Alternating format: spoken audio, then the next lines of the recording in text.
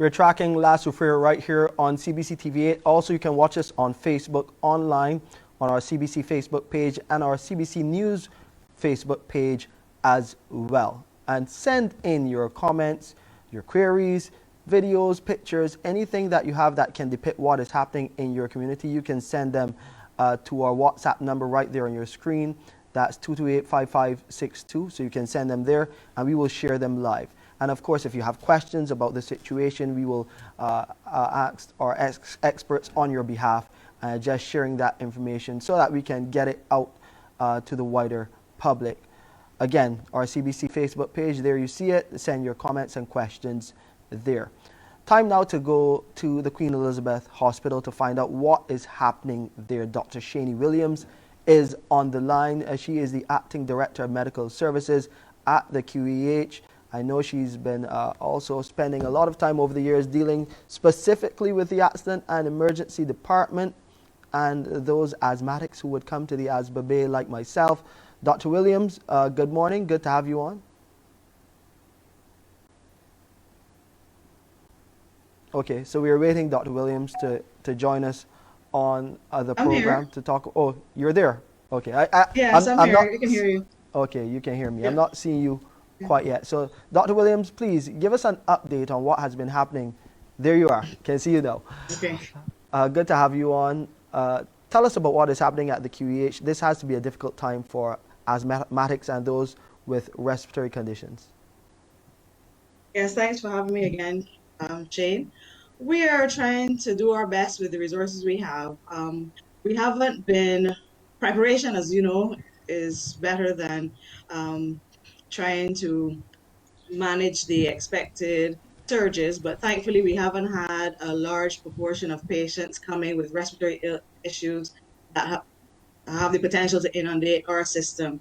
Once we heard that we were expecting the dust to affect Barbados, we tried to re-engineer the patient flow in the accident emergency department and have a phased approach if persons were to present to our department. So far, we've had less than 20 patients over the last 24 hours. Most with moderate severity could be treated with their inhalers and a spacer device, and most of them have been, if not all of them, have been discharged by now. There was only one child, I was told, and only 2 patients had to actually be nebulized. So we are able to manage. And our phased approach was to use our asthma bay as you know it. We still have to have the patients spaced. Yep. Because we are still in the middle of a pandemic and we don't want to aerosolize any viruses that may present to the department. And then we have the fortunate use of the field medical facility tent by the BDF if we had to have additional spaces. And then we have other spaces in and around our outpatient setup. We could manage the crowd if they do present. How are you treating the people? I know this has to be difficult, coupled with the fact that protocols are in effect at the Queen Elizabeth Hospital for COVID-19. How has handling that influx of patients, you say there haven't been that many, but just dealing with that, how has that been going over the past few weeks? So this is a year in the making, actually. Over the last year, we've had to evolve into how we respond to the COVID pandemic. As you know, January and February, we had significantly increased numbers. So the design for those patients would have also taken into consideration any other respiratory illness, whether it was infectious or not. So our asthma bay had to be decommissioned as we know it. So it wasn't a high tolerance or low tolerance rather for nebulization of patients. We're trying to re-educate patients who have mild and moderate presentations to use their inhalers as soon as they recognize that they're having symptoms associated with asthma. And if they do present to the emergency department, the inhaler and spacer device is just as effective as the nebulizer. Those patients, however, who are moderate to severe or life-threatening asthma, we do more aggressive treatment for them. Unfortunately, we're in a pandemic, as we keep saying, so we have to place them in an isolation type facility within the department or other places if we have exhausted the isolation rooms. There are 4 of them within the accident emergency department. We have and more facility which can accommodate more patients in a negative pressure environment. So fortunately, we haven't had that situation where we have had more patients than we had spaces. Okay. I think Sorry, I didn't hear you. no, we have a question coming in. As soon as I get it, I'll share it with you. I know from Dr. Cave, we spoke in recent time, especially in relation to COVID-19, and the focus has been on sanitization and hygiene. Those 2 things have been very critical at the Queen Elizabeth Hospital. The ash poses a problem. It gets things very dirty and very fast. How are you dealing with that mess on just dealing with the presence of ash in the atmosphere and ensuring that the hospital is not affected by that? The hospital is a place that is it's an air-conditioned facility for the most part, and I know how the ash can affect air conditioning units as well. Yes, so environmental cleaning is the foundation of good infection prevention control practices. So we do have a dedicated housekeeping department, or as well as the engineering department, and they now recognize that they have to increase the frequencies of cleaning of surfaces, as well as the biomedical and AC equipment that you've mentioned. In a hospital type setting, though, the biomedical equipment and the air conditioned equipment do have filtration setups associated with them. They're high efficiency purified air filters or HEPA filters, which normally will extract out large and small particles and some virons. So we just have to recognize that we need to do it more frequently, and that has started already. Yeah, and I could only imagine those units would be under increased strain because in normal situations, they don't have to deal with ashfall.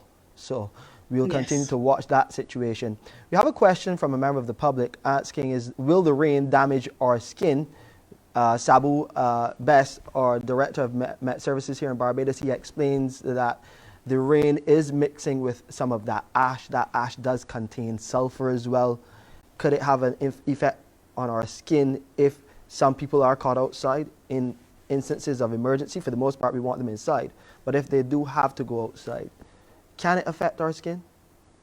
So we will not hesitate to emphasize prevention. We would rather if you stay indoors, except you absolutely have to go outside. And if you have to go outside, you need to protect all your body, your airways, your nose and mouth, your eyes, as well as your skin.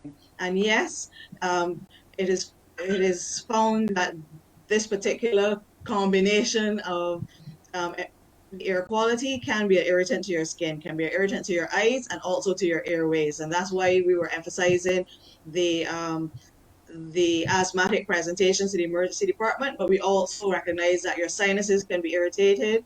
You may have what we call a rhinitis, where your nose is running and dripping. Your eyes may start running, turning red, feeling gritty, and yes, your skin can also be irritated. So please stay inside as much as possible, or protect yourself if you have to go from point A to point B in quick succession. What about people who have to keep windows open for ventilation and those decorative blocks along corridors? As you can see, the question there coming from Shamin Ali. What do you do in such situations? It's almost like you can't keep the ash out. Yeah, so we are asking if you can keep your windows closed. Try if you have those louvers or you have the decorative blocks, you can put wet sheets against them so that it can trap some of the larger particles, and recognize that you may have to continually clean the surfaces or place yourself in an environment where you're not directly exposed to the poor air quality that may come into your house. Speak to the asthmatics now, Dr. Williams. It's a tough time for them. You already would have mentioned stay indoors. Talk about medication. Talk about some of the inhalers that they will need to use in times like these, especially for those who suffer severely with asthma. Yes, the asthmatic population, you know who you are. You may not have had an asthmatic attack for several years. Now is the time to make sure that you have medication close to hand, where you are at present and where you may end up going if you're going to a relative or going anywhere else. The medications that we want you to start using are your preventative medication, which is a steroid inhaler, once or twice a day as prescribed by your doctor. And if you do have any chest tightness, you do feel as though you might be wheezing or have persistent coughing, start using your reliever inhaler, which is usually in the form of a Ventolin The blue one. inhaler or any other of the combinations, the blue ones. I try not to say colors because people should know the names of their medications, what's going into their body. They Right. should know what it's called. So the blue one, that's the standard color. So Yeah. please make sure that you have your inhalers with you. Make sure they're not expired and you refresh yourself about how to use them. If you have young ones, make sure that they know how to use them. You can use a spacer device. It's easy to use. If you don't have one already, you can make one. Have a cup that can fit over the child's nose and mouth and pierce a hole at the bottom so that the inhaler can fit snugly therein and use that while they're um, for their preventative medicine as well as if they do need a rescue inhaler. If you recognize that your treatment isn't working, you have to do it over an hour or you're getting worse in any way, please don't hesitate to seek medical attention. The Accident Emergency Department is open 24 hours and we happily want to treat you sooner rather than later. We don't want to wait till you're in extreme distress to have to initiate your care. I'll put this But next most of question. the, sorry, I just wanted to finally say Go that ahead. most times once you're using your correctly, it works just as well as the nebulizer. Perfect. This question may be for Junior Jordan as well. One of our viewers is asking if it makes sense still cleaning cars between dust fall episodes. Right. Not a question for me. I have that question to answer as well. One of my vehicles is outdoors, and I actually had to go to the hospital yesterday. So we did have to sweep off because we found putting water on it just made everything clump up. So Yep. you sweep off the top layer, and then you make sure that the visibility is best as it can. Minister Abrams yesterday reassured persons that it's not that corrosive, that it's going to peel away the paint of your car, etc. So I don't. I'll let the experts treat to that. But if you have to go somewhere as an emergency or to your regular duties, yes, obviously you have to make sure you can clear front, back, and side so you have good visibility because we don't want to have to treat you for a motor vehicle accident as well. But if you don't have to go anywhere, I would recommend just leave it alone, stay inside. Yeah, it's very dangerous on those roads for sure. Before you go, generally, what should be the approach coming to the Queen Elizabeth Hospital right now? What are some of the things that you want patients, visitors to observe, to do, and to be mindful of as they come to use the facility? So we're still in the middle of a pandemic. Visitation is still restricted. Please call the help desk if you want updates for about your relatives, 536-4800. And we do have a schedule of how patients, relatives can exchange toiletries and laundry. So please don't come if you don't have to. If you're a patient of our um, clinic, a decision will be made and announced if there's any change to the outpatient services come tomorrow. But I suspect that we will continue with outpatients as normal. But please take your time and get there safely. Emergency visits, the process is the same, which as I said before, has taken effect from last year. You will come to the Accident Emergency Department on the original entrance by where the ambulance bay is in the lower ground section. You will be assessed and triaged according to the urgency of your presenting complaint. And then we will either refer you to the respiratory section, which is the original section, or the non-respiratory section according to what your complaint may be. Okay, Dr. Williams, one more thing. I can't let you go before I ask this question in relation to COVID-19. Uh, Weeks ago, there was concern about the number of people at the hospital with COVID-19 cases. I don't know if you have the information to hand. But what is the situation like now with COVID-19 at the Queen Elizabeth Hospital? My knowledge, we do not have anyone at the Queen Elizabeth Hospital with COVID-19. Yes, over the last few months of 2020, well, the first 3 months of 2021, we would have had some small clusters within a few departments. You would have heard about the kitchen. And then there would have been a few others over the months and weeks before. And we do have patients who present to the emergency department with respiratory issues or other issues suggestive that you may be higher risk of contracting COVID, whether it be by contact history or so on. Those patients are seen, treated, and then as well as tested. And on notification or confirmation that they do have COVID positive status, they're referred to an isolation facility for ongoing care and treatment. But at this time, we do not have anyone with COVID in the emergency department or hospital. That's good news. COVID-free QEH. Thank you so much, Dr. Williams. We'll continue to check in with you as well to find out what's the situation there. We really hope our asthmatics and those with respiratory conditions pay attention, stay indoors and try to protect themselves, take their medication when needed. Please be safe and continue the good work, Dr. Williams. Thank you, Taste.